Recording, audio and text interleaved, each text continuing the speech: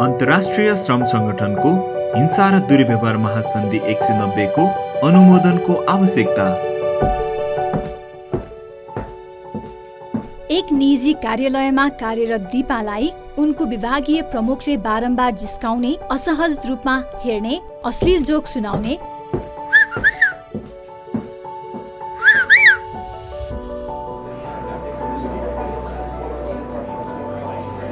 र अभद्र व्यवहार गर्ने गरेकोले व्यवस्थापन समितिमा गुनासो गर्दा निजमाथि कुनै प्रकारको कारबाही गरिएन। बरु यो सामान्य हो भनी उल्टे उनलाई नै सम्झाइ बुझाइ पठाए।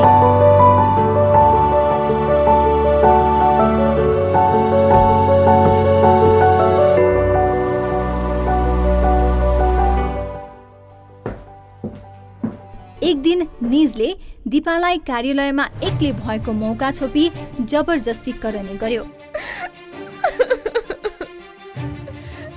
यसले दीपालाई शारीरिक चोट मात्र नभई मानसिक रूपमा नै ठूलो आघात पुर्यायो। यस प्रकारको यौन हिंसा लगायत कामको संसारमा हुने अन्य विभिन्न प्रकारका हिंसा र दुर्व्यवहारको अन्त्यको लागि अन्तर्राष्ट्रिय श्रम सङ्गठन ILO ले 2019 को जुन 21 मा हिंसा र दुर्व्यवहार महासन्धि 190 ग्रहण गरेको छ। अन्तर्राष्ट्रिय श्रम सङ्गठनको अध्ययनले नेपालमा औपचारिक क्षेत्रमा 3.4% र अनौपचारिक क्षेत्रमा 90.7% श्रमिकहरू रहेको देखाएको छ। महासन्धि 190 महिला, पुरुष र यौनिक तथा लैङ्गिक अल्पसंख्यक सबैलाई लागू हुन्छ। तर हिंसा र दुर्व्यवहारबाट महिलाहरू बढी रूपमा प्रभावित हुने, उचित संयन्त्रको अभावमा उजुरीमा कठिनाइ हुने, रोजगारी गुमाउने डरले गर्दा महिलाहरू जोखिम वर्गका रूपमा रहेकाले पनि उनीहरूको संरक्षणको निम्ति यस महासन्धि अनुमोदन गर्न आवश्यक छ। हिंसा र दुर्व्यवहार भन्नाले यस महासन्धिले एकपटक वा पटक पटक गरिएको शारीरिक, मनोवैज्ञानिक, यौनिक वा आर्थिक क्षति वा सोको धम्कीलाई हिंसा वा दुर्व्यवहार हो भनेर परिभाषित गरेको छ। महासन्धि 190 श्रमिकहरूको लागि किन महत्त्वपूर्ण छ? यस महासन्धिले कामको संसारमा हुने हिंसा र दुर्व्यवहारबाट हरेक कामदारलाई मुक्त हुने अधिकारको स्थापना गरेको छ र हिंसा र दुर्व्यवहारलाई मानव अधिकारको उल्लङ्घनको रूपमा पहिचान गरेको छ।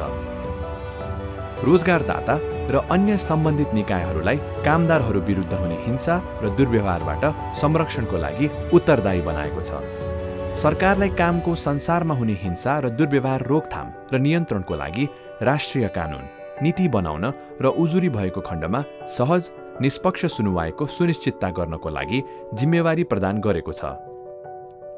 यस महासन्धिले औपचारिक र अनौपचारिक लगायत सबै क्षेत्रमा काम गर्ने कामदारहरू जस्तै कार्यालयमा काम गर्ने, घरमा बसेर काम गर्ने, सार्वजनिक स्थानमा रहेर काम गर्ने, घरेलु कामदार, करारमा काम गर्ने, इन्टर्न, तालिममा रहेका व्यक्तिहरू, रोजगारी समाप्त भएका, स्वयंसेवक, कामको खोजीमा रहेका व्यक्तिहरूलाई समेट्छ। कामको संसार भन्नाले यस महासन्धिले कामको संसारलाई सार्वजनिक र निजी स्थान लगायतका कार्यस्थलहरू, उनीहरूले भुक्तानी लिने, आराम गर्ने वा खाना खाने वा सरसफाई गर्ने, कपडा फेर्ने वा धुने स्थान वा रोजगारदाताले प्रदान गरेको वासस्थान, काममा जाने र आउने क्रममा, कामसँग सम्बन्धित भ्रमण, यात्रा, तालिम, कार्यक्रम वा सामाजिक गतिविधिको समयमा वा सूचना तथा सञ्चार प्रविधिबाट सञ्चालन भएका कामसँग सम्बन्धित सञ्चार मार्फत गरिएको हिंसा वा दुर्व्यवहार समेतलाई कामको संसारमा हुने गरेको हिंसा र दुर्व्यवहार हो भनी परिभाषित गरेको छ। रमा गार्मेन्ट उद्योगमा काम गर्थिन्। उनले गलेचा बुन्ने स्थानमा उनी लगायत अन्य महिला र पुरुषहरू पनि सँगै काम गर्ने गर्थे। उद्योग रहेको क्षेत्रमा बारम्बार बत्ती जाने समस्या थियो र यसरी बत्ती गएको मौका छोपी कुनै पुरुष सहकर्मीले उनको शरीरको संवेदनशील अङ्गहरूमा छुने र भाग्ने गर्थ्यो। रमा लगायत अन्य महिला कामदारहरूलाई पटक पटक यस प्रकारको हिंसा दोहोरिएको जानकारी व्यवस्थापकलाई दिँदा समेत कुनै सुनवाई भएन। यस महासन्धिले श्रमिक र अन्य सम्बन्धित व्यक्तिहरूको अधिकार र जिम्मेवारीका बारेमा उनीहरूलाई जानकारी र तालिम प्रदान गर्ने तथा स्वस्थ काम गर्ने वातावरण निर्माणका लागि रोजगारदाताहरूलाई जिम्मेवार बनाएको छ। यस्तै श्रमिकहरूलाई हिंसा र दुर्व्यवहारबाट संरक्षण गर्नका लागि श्रमिकहरू र उनीहरूका प्रतिनिधिहरूको सहभागितामा हिंसा र दुर्व्यवहारको जोखिमता विश्लेषण गर्ने, उनीहरूको परामर्शमा हिंसा र दुर्व्यवहार रोकथाम सम्बन्धी नीति बनाई लागू गर्ने, त्यसको रोकथाम र नियन्त्रणको लागि उचित उपायहरू चाल्ने, मनोसामाजिक जोखिमता लगायतका कुरामा ध्यान दिनेका लागि जिम्मेवार बनाएको छ। त्यसै गरी यस महासन्धिको कार्यान्वयनको लागि आवश्यक व्याख्या, स्पष्टीकरणका साथै सरोकारवालालाई उत्तरदायी बनाउने उपायहरूको सम्बन्धमा पनि अन्तर्राष्ट्रिय श्रम सङ्गठन ILO को सुझाव नम्बर 206 ले मार्गनिर्देश गरेको छ। यस महासन्धि घरेलु हिंसाका पीडितहरूको लागि पनि एकदमै महत्त्वपूर्ण छ।